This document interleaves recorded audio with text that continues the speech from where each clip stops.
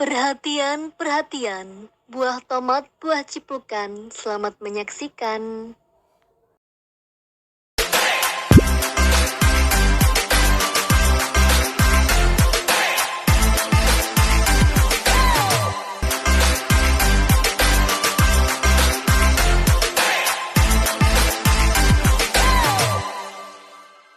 Viva Historika? Viva!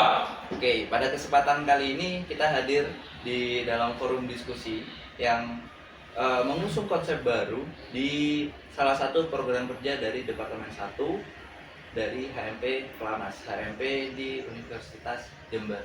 Nah, di sini di podcast perdana ini kita akan membicarakan terkait dengan buruh dari masa ke masa, tepatnya mulai dari masa Soekarno atau Orde Lama dan masa sekarang ini.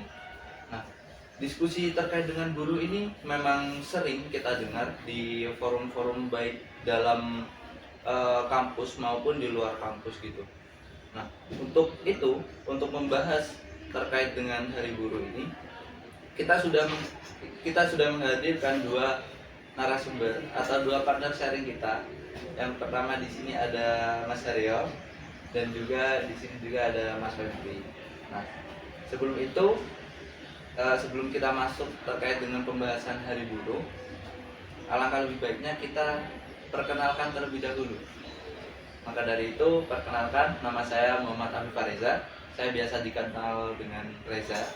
Saya dari program studi pendidikan jarak, salah satu mahasiswa di Universitas Jember. Nah, selanjutnya di sini seperti yang sudah saya sampaikan barusan, ada Mas Haryo dan juga Mas Febri. Keduanya merupakan salah satu dari mahasiswa program studi pendidikan jarak Universitas Jember.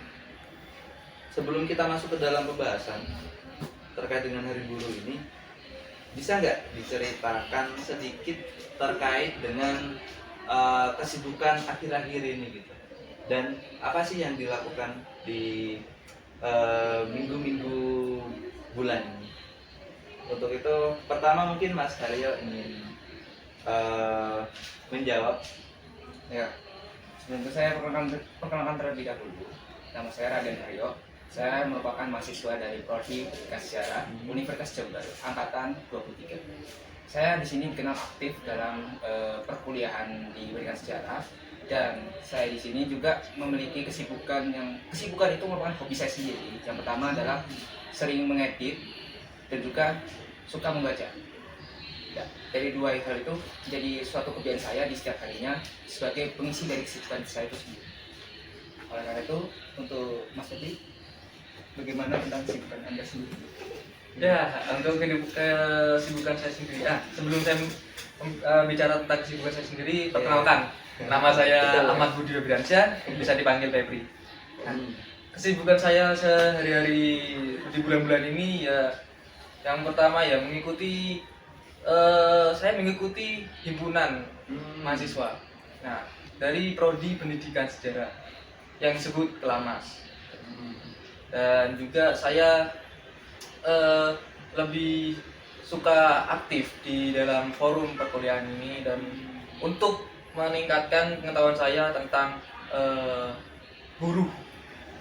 Baik, itu saja sih yang saya sampaikan. Oke. Buruh ini kan merupakan topik bahasan yang sangat menarik gitu, karena dari setiap masa buruh ini selalu ada gitu, dan sampai per detik ini ketika kita melihat nasib-nasib buruh, mulai dari buruh tani, buruh nelayan, dan buruh-buruh yang lainnya, mereka memiliki atau sedang mengalami kondisi dan situasi yang tidak jauh berbeda dengan masa-masa sebelumnya. Namun di sini saya ingin memulai pembahasan kita dari masa Indonesia setelah merdeka, Indonesia pasca merdeka.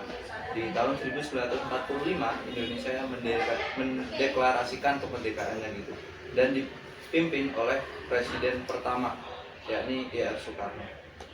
Di masa tersebut kondisi buruh bisa kita katakan mereka masih sangat kesulitan dalam menjalani hidup sehari-hari, karena di periode sebelumnya ketika para penjajah atau para pendatang asing ini datang ke Indonesia, para buruh ini mereka diserahi pekerjaan kasar, mereka diserahi pekerjaan-pekerjaan yang sifatnya manual gitu, tidak berbasis sama mesin.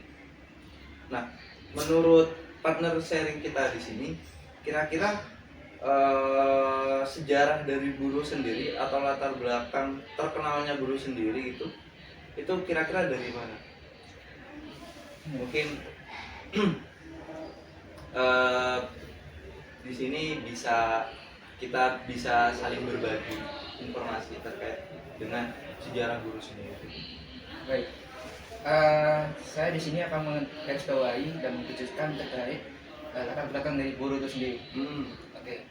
Kita awalkan dari poin pertama. Titik pertama awalnya bangkitnya buruh itu yang kita kenal pada saat ini yaitu tanggal 1 Mei.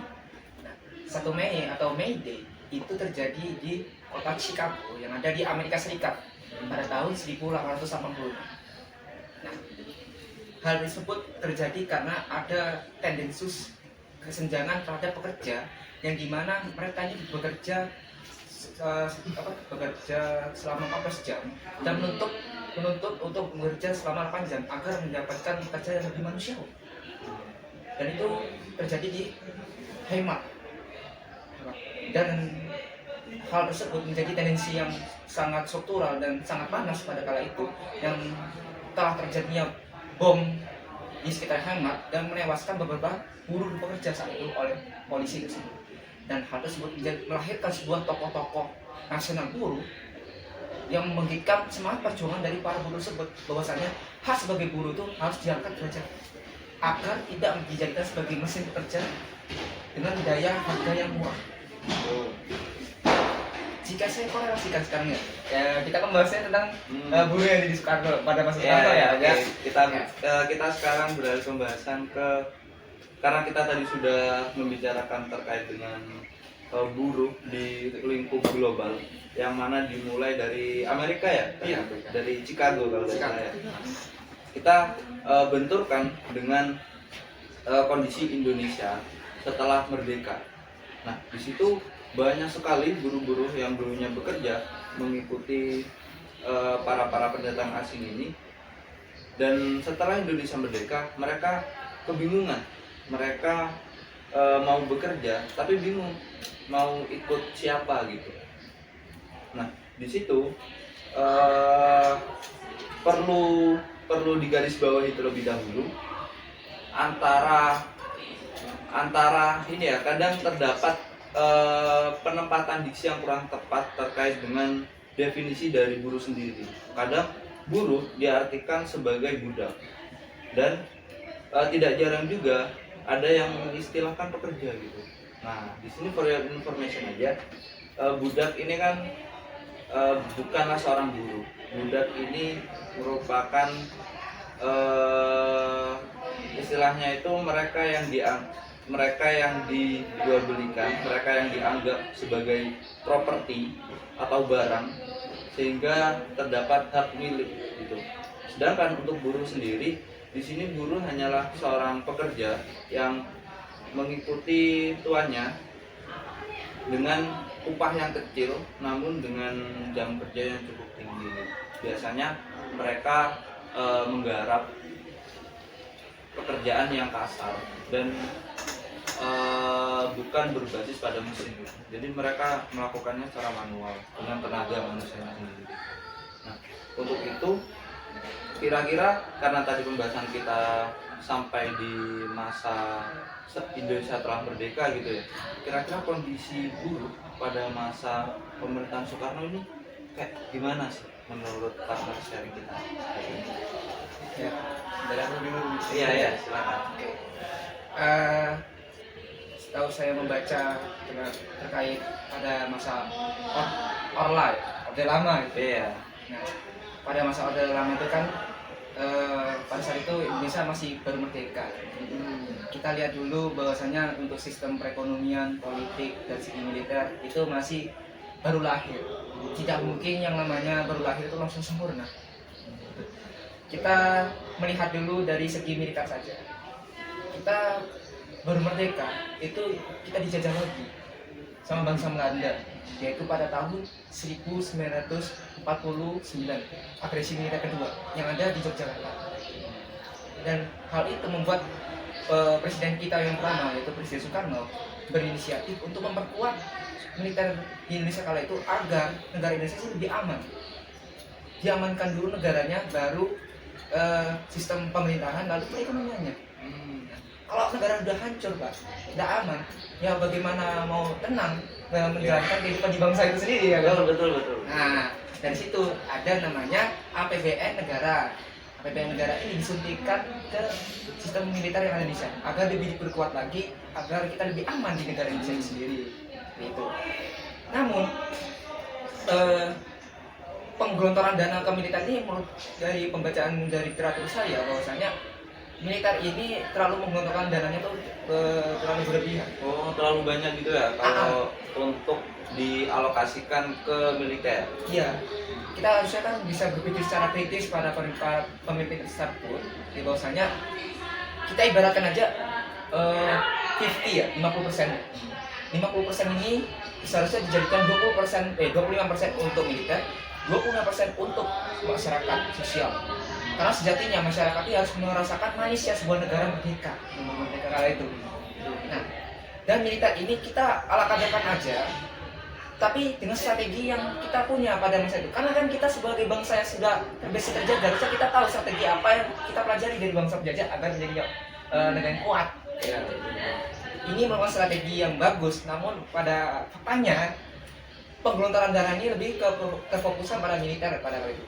Belum lagi politiknya masih Banyak sekali kejadian bongkar pasang kabinet. Nah, Ya, itu politiknya masih belum stabil seperti negara-negara merdeka pada umumnya. ya. Memang kondisi Indonesia kala itu masihlah bisa dianalogikan sebagai sosok bayi yang baru lahir, namun dia harus berjalan di jalur yang penuh dengan duri. Gitu. Ya. Nah, dengan kondisi demikian tentu akan berimbas gitu ya pada nasib dari masyarakatnya sendiri, terutama bagi para buruh. Karena kita membahas terkait dengan buruh ini kan banyak sekali kategorinya. Ada buruh nelayan, ada buruh tani, dan buruh-buruh yang lainnya. Nah, di sini jika kita menyesuaikan sama tema pembahasan kita kali ini, kita akan ngomongin tentang buruh tani gitu. Buruh tani sendiri kan buruh yang berada atau tempat bekerjanya ini di bidang pertanian, mungkin di lahan atau mungkin mengikuti para tuan-tuan tanah, sehingga mereka bisa untuk mencukupi kebutuhannya sehari-hari gitu. Buruh sendiri ini kan mereka nggak punya alat produksi, mereka nggak punya alat kerja, mereka juga nggak punya lahan. Yang mereka punya hanya tenaganya sendiri, tenaga manusianya sendiri. Nah, dengan kondisi demikian, banyak tuh para buruh-buruh yang kesulitan untuk memenuhi kehidupannya sehari-hari gitu, karena tenaga manusia kan cukup terbatas gitu ya teman-teman. Dan seiring dengan bertambahnya dengan kemajuan teknologi sekarang, para tenaga manusia ini semakin tergantikan gitu, sama mesin. Banyak sekali inovasi-inovasi yang dikembangkan gitu. Nah, oke. Saya ingin kembali lagi ke masa-masa Indonesia waktu awal merdeka dulu gitu. Karena tadi kita ngomongin buruh yang sangat general, kita mau fokus nih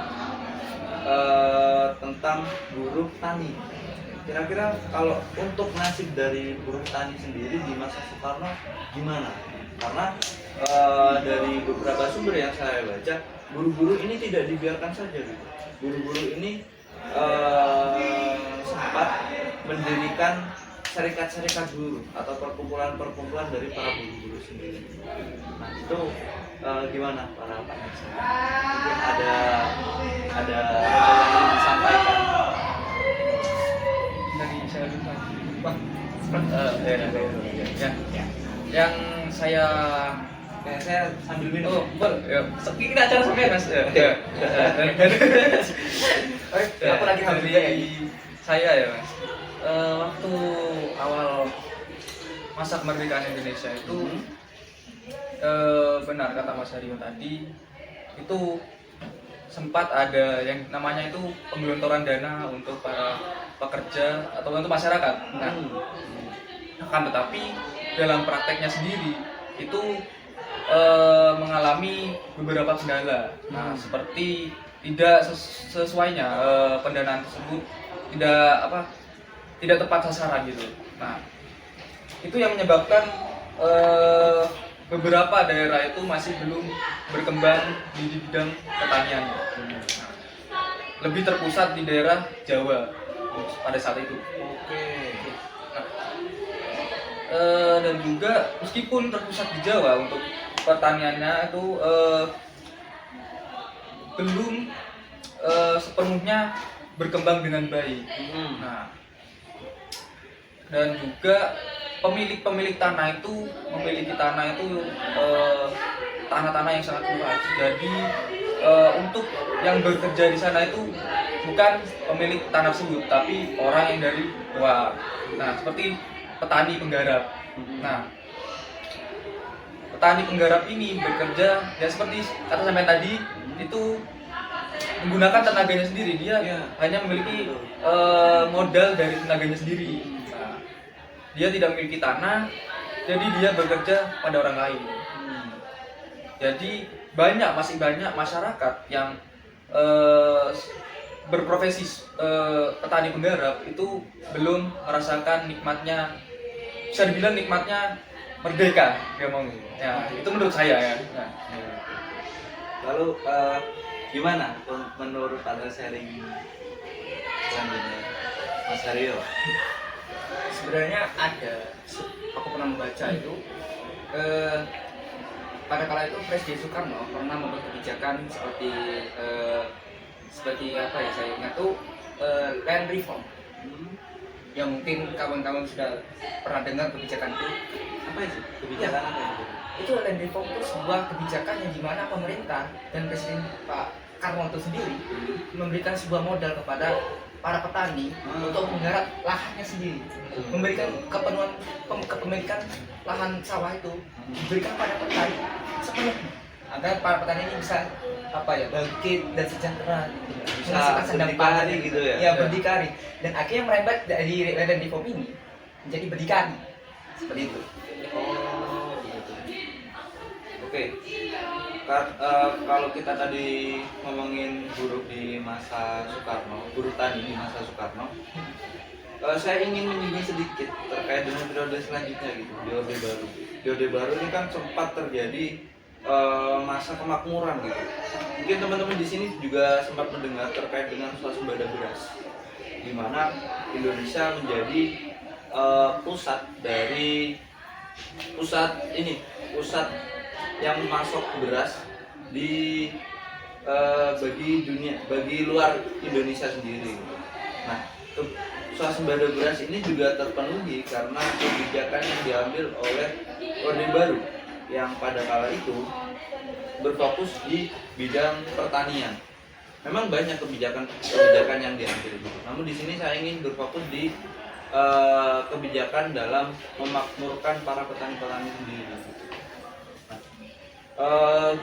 Menurut ini partner sharing gimana terkait dengan kebijakan Pak Harto dengan peraturan-peraturannya hingga membuat Indonesia menjadi negara yang bisa untuk menjadi pemasok. Gimana menurut partner sharing kita? Yang saya ketahui ya dari Wakil Baru yang dikatakan itu, bahwasanya Pak Harto ini membuat sebuah kebijakan yang namanya revolusi hijau. Betul. Iya, katakan itu revolusi hijau. Itu revolusi hijau itu mengarahkan pada pertanian. Ya, lebih ke pertanian dan swasembada pangan. Dan dari revolusi hijau tersebut bisa memberikan dampak yang signifikan bagi sandang pangan Indonesia itu, bisa memberikan pasokan makan itu ke ke luar negeri, enggak, dia bisa menghasilkan ekspor impor. Nah, ekspor ini ditingkatkan pada Pak Harto kala itu, sehingga dari kebijakan tersebut ya dari perspektif saya itu sudah cukup maju dalam berdikarikan kesejahteraan buruh tani pada saat itu. Ya karena apa? Kalau kita analogikan, kalau kita memiliki makanan yang banyak dan kita apa ya? Kita bakalan enak karena setiap hari kita tidak akan berpikir kelaparan. Tidak akan bingung untuk mau makan apa sih kita besok gitu. Iya. Kalau pasokannya sudah ada, kalau berasnya sudah tersedia dan murah juga. Murah. Iya, betul. Nah, seperti itu. Ya. Saya setuju terkait dengan pernyataan tadi itu, ketika kebijakan dari revolusi hijau ini menuai keberhasilan, tentu yang merasakan bukan hanya dari pemerintah sendiri yang dinilai berhasil, tapi juga dampak tersebut atau keberhasilan tersebut dapat dirasakan oleh masyarakat luas. Salah satunya itu ya para buruh tani itu tadi, karena buruh sendiri ini kan mereka yang menggarap sawah gitu, mereka yang menanam, mereka yang merawat, bahkan mereka juga yang memanen sampai dengan hasil pertanian tersebut dapat diperdagangkan gitu. Saya ingin ini, karena kita sudah ngomongin sejarah, saya ingin lanjut di masa sekarang gitu. Di masa sekarang ini kan kemarin yang ramai diperbincangkan adalah terkait dengan mahalnya harga beras gitu. Kira-kira dengan naiknya harga beras, apakah buruh tani di masa sekarang atau waktu kemarin-kemarin itu mereka mendapatkan keuntungan lebih lah? Apakah mereka dalam menjadi seorang buruh tani, upah yang mereka dapatkan apakah menambah ketika harga beras tadi itu naik? Nah, ternyata ketika saya banyak melihat berita-berita tersebut, buruh tani ini ternyata mereka tidak mendapatkan upah yang meningkat gitu. Upah mereka tetap saja. Misal mereka itu satu hari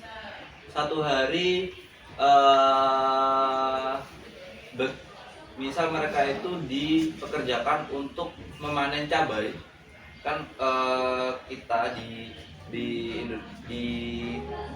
karena kita di sini di Jember yang terkenal dari pertaniannya itu ada tembakau, lalu ada cabai, lalu ada jagung dan juga padi. Nah, dari keempat ini pertanian tersebut banyak sekali membutuhkan tenaga para buruh ini sendiri, dan para buruh ini dalam sehari diberikan upah yang cukup beragam. Kalau di daerah saya di sana di Bogor itu, mereka untuk memanen cabai mereka diberikan upah sekitar 50 sampai 75 ribu. Itu pun harga cabai di pasaran meski meningkat, upah mereka tetap sama gitu. Karena dari urutannya itu kan perlu dipanen baru dijual.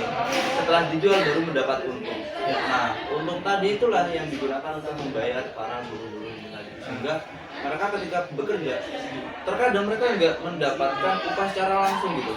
Mereka masih harus menunggu 1 atau 2 hari, menunggu hasil panennya ini dapat dijual dengan baik. Nah, dengan kondisi seperti itu dan juga isu-isu yang sangat ramai diperbincangkan terkait dengan naiknya harga beras kemarin, menurut partner sharing kita, apakah buruh di masa sekarang, tepatnya di tempat tinggal kita masing-masing gitu ya, apakah sudah mendapatkan kesejahteraan yang layak? Boleh dari saya juga? Oh ya boleh, silakan. Oke. Nah, dari saya itu di tepatnya daerah Rambi Gundam itu, nah, menurut saya kan namanya ada yang pemilik sawah dan juga ada si petani penggarap. Nah, si pemilik sawah ini lebih terasa menghabiskan uang lebih banyak daripada si penggarap. Maka dari itu si petani ini kan petani pemunya tanah itu dia itu karena kenaikan dari pupuk Ya. mulai tidak subsidinya dikurangi, kemudian bibitnya itu dikurangi subsidinya juga. Nah, jadi dia itu memberikan upah itu kepada petani penggarap itu tetap sama, karena jika ikut dinaikkan dia akan mengalami kerugian yang cukup Banyak. cukup banyak. Nah, Belum lagi ini ya, ditambah dengan iklim yang tidak tentu. iya. Kadang waktu membutuhkan curah hujan yang cukup tinggi, tapi ternyata iklim itu lain gitu, ternyata panas dan sehingga Ya. pertanian itu kering kerontang gitu. Ya, dan juga waktu hujan itu kan angin deras. Nah, jadi panen itu kadang gagal di situ. Kadang ini ya, padi itu kalau nggak kuat Iya, terkena curah hujan yang tinggi gitu ya. ya itu ambruk. Itu yang menyebabkan gagalnya petani untuk panen pada waktu itu. Itu terjadi di desa saya itu dan dirasakan oleh kakek saya sendiri. Kakek saya sendiri itu pemilik tanah, tapi Iya. dia penggarap itu menggunakan petani penggarap. Jadi ya cukup memusingkan sih untuk seorang keluarga petani ini. Ya, memang sangat ini ya, kompleks sekali ya. Iya. Bagaimana mungkin dari partai saya yang kedua tadi ingin nyampaikan pendapatnya juga. Nah, sebenarnya saya memiliki ada kawan diskusi saya. Oke. Saya inisialkan saja ya, Baik. karena saya nggak enak sendiri. Saya inisialkan bernama S. Nah, dia ini memiliki orang tua yang bekerja sebagai petani padi. Ya. Dia memiliki sawah dan memiliki lumbung padi yang sudah cukup. Namun dari sistem perekonomian yang ada di Indonesia pada itu sekarang ini, nah yang menentukan harga beras ini tidaklah mengira-ngira bagaimana harga beras itu bisa relevan pada saat ini gitu. Kayak bagaimana ya? Beras sudah ada, kualitas standarnya sudah bagus, memenuhi kualifikasi, dan kebutuhan beras yang diproduksi itu sudah sangat banyak. Namun dengan seenaknya itu harganya diubah-ubah, kadang diturunkan dan dinaikkan dan diturunkan lagi, diturun lagi. Ya. Nah itu bagi saya sendiri, saya melihat dari perspektif saya, itu setidaknya memiliki suatu dampak yang tendensi yang cukup negatif. Karena ini benar-benar harga suatu sandang pangan tuh tidak ditentukan sesuai dengan relevansi yang dihasilkan dari tenaga buruh tani tersebut. Betul. Itu suatu bentuk penindasan dari sistem perekonomian itu Ya, sendiri. itu yang menyebabkan petani pemunya tanah itu sedikit merasa bingung dan frustasi. Ya. Itu kenaikan harga itu kadang bukan di waktu yang tepat, dan turunnya itu bukan di waktu yang tepat juga. Ya, nggak tentu gitu ya. Iya, kalau menurut saya itu untuk dinaikkan itu ketika masa-masa akan panen, dan untuk turunnya itu ketika stok itu sudah melebihi batas. Nah itu baru itu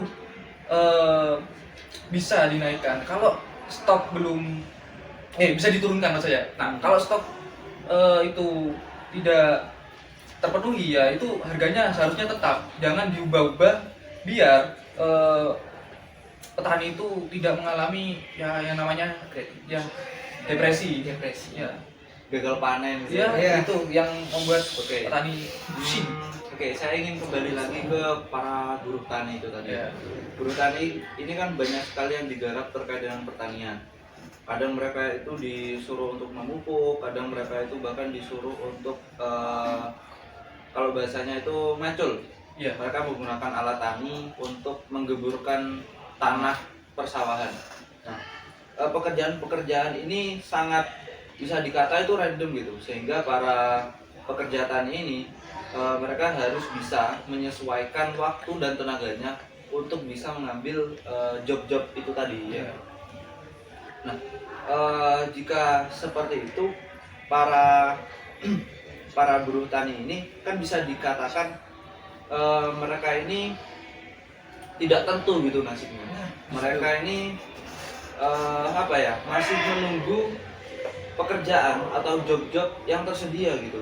Sedangkan ketika job-job atau pekerjaan yang nggak tersedia, mereka kebingungan untuk memperoleh uang guna mencukupi kehidupan sehari-hari gitu. Biasanya nih ketika mereka para buruh tani ini nggak mendapatkan job-job atau pekerjaan, biasanya mereka melakukan apa sih? Kan tidak mungkin itu dalam 1 minggu mereka mendapatkan job secara full gitu. Bahkan meskipun mendapat job secara full, mereka nggak bisa mengambil semuanya gitu, karena tenaga manusia itu terbatas. Kira-kira ada nggak? Dari saja. Iya, oke, silakan. Ya, kita tahu sendiri bahwasannya dalam bertani itu kita kutip aja ya. Bertani itu membutuhkan waktu kisaran 6 sampai 8 bulan. Gitu, tanam padi ya. Dan sekali melakukan panen itu dalam penanaman itu membutuhkan seminggu. Nah, seminggu jika dikorelasikan ke 8 bulan atau 6 bulan itu sangat memiliki rentang yang sangat jauh gitu. Nah, pengisian dalam kekosongan kegiatan tersebut mungkin ya para petani ini lebih mengandalkan kekuatan fisik mereka, seperti halnya melakukan tenaga kasar, seperti melakukan pengangkatan beras dan ya itu kebanyakan para petani itu melakukan kerja seperti itu. Asal ini ya, asal dapat uang gitu ya. Dapat Mereka uang. rela melakukan segala hal. Ya. Yang tentu ini dalam konteks halal ya, teman-teman. Ya, salah ya. Dan saya melihat dari lingkungan saya sendiri ya. Oke. Memang mayoritas saya kan asalnya dari Probolinggo nih. Di lingkungan saya itu rata-rata ada yang sebagai petani, ada juga sebagai nelayan. Bahkan mereka ngambil job doubling ya. Oh, Iya. para buruh ini mereka sampai terjun ke laut gitu ya. Iya. Tuh. Dan juga ada juga yang mereka sebagai kuli bangunan yang mengisi kekosongan menunggu hasil dari panen mereka. Tapi kita lihat lagi ya, tenaga kasar ini kita tidak bisa mengutip bahwasanya tenaga kasar ini mendapatkan upah yang manusiawi juga. Kadang aku pernah dengar teman saya dia sekarang umur 23 tahun. Itu dia sebagai petani dan membantu orang tuanya. Nah, dia bekerja sebagai bakul beras atau ada kasarannya tuh pengangkat beras ke truk. Ini ya, kuli angkut. Itu bayangkan dia bekerja selama dari jam 12 hingga jam 8 malam, dia hanya dibayar 30.000. 30.000. Dia ngangkat beras tuh banyak, non stop lu. Dia dikasih istirahat selama 1 jam, dikasih waktu sholat. Tapi dia akan bekerja bakul beras lagi, kasih ke truk berulang kali. Dan itu ya merupakan bentuk tenaga kasar banget ya, itu mengeluarkan tenaga yang menguras habis. Tapi ya pada dasarnya dari jam 12 siang sampai jam 8 malam tuh gaji 30.000 ya, nggak sebanding kalau menurut perspektif saya ya. Ya memang Itu seperti itu. ini memang sangat kompleks gitu ya kalau bahas buruh tani, apalagi di masa sekarang gitu. Sebelum saya melanjutkan pembahasan, sebenarnya tadi Kang Sherindra mau nyampein sesuatu mungkin. Oh iya. Itu di daerah saya sendiri itu para petani penggarap itu ya mereka itu melakukan, bedanya kalau di Mas Haryo tadi nelayan. Kalau di daerah saya itu mereka sebagai biasanya itu ada yang sebagai pembuka tutup bendungan. Oh iya, Ya, itu ada juga. Pernah dengar sih. Ya. Terus ada yang jadi sampingannya mereka itu sebenarnya itu tukang beca, Oh, iya. terus kuli, habis itu nah jadi sebenarnya mereka ini mengisi waktu kekosongan itu untuk memenuhi kebutuhan sehari-hari. Nah, jadi mereka bekerja cukup keras menurut saya, dan tapi untuk bayarannya itu kadang tidak setimpal gitu. Jadi kalau menurut saya kejadian tersebut ya, peristiwa tersebut itu pemerintah memberikan perhatian lebih gitu lah.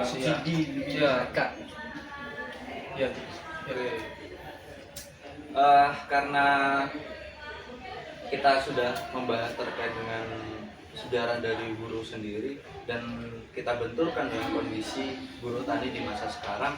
Saya di sini ingin menarik kesimpulan atau sebagai closing statement dari diskusi kita kali ini.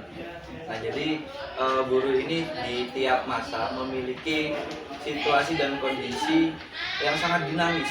Kondisi mereka ini sangat berubah-ubah, menyesuaikan dengan lingkungan juga. Kalau dulu para buruh-buruh tani ini tinggal kesulitan ikut ke para orang-orang yang mempunyai lahan dan juga alat-alat produksi, dan sampai sekarang pun juga demikian. Cuman bedanya jika di masa lalu ini kan kondisi tanahnya itu kan juga beda sih. Di masa lalu itu kondisi tanahnya bisa kita katakan subur lah. Untuk sekarang pertanian sekarang itu lebih membutuhkan penunjang untuk menyuburkan tanah, sehingga ada pupuk, ada pestisida, apalagi juga ada serangga dan iklim yang tidak menentu. Nah, kondisi demikian ini membuat para petani ini cukup kerugian, sehingga berimbas sama upah yang diberikan pada para penggarap, atau di sini kita kenal dengan buruh tani sendiri gitu. Nah, dalam memenuhi kebutuhan sehari-hari, mereka juga mengambil double job gitu ya tadi itu ya. Ada yang sampai jadi nelayan, dan juga itu tadi ada yang sampai jadi kuli bangunan, kuli angkut, dan juga jadi narik becak, sehingga mereka ini bisa dikatakan serabutan gitu ya. Iya, lebih ke serabutan. Mungkin bahasa saya sedikit kasar, sehingga teman-teman di sini yang melihat juga bisa mengoreksi gitu ya terkait dengan pembahasan kita tadi mulai dari awal.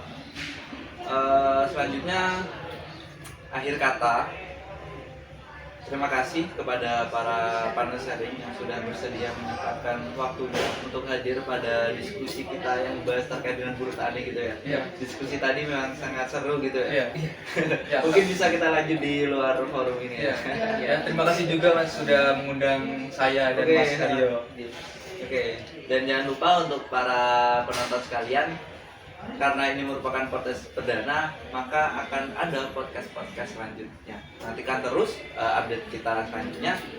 Akhir kata, assalamualaikum warahmatullahi wabarakatuh.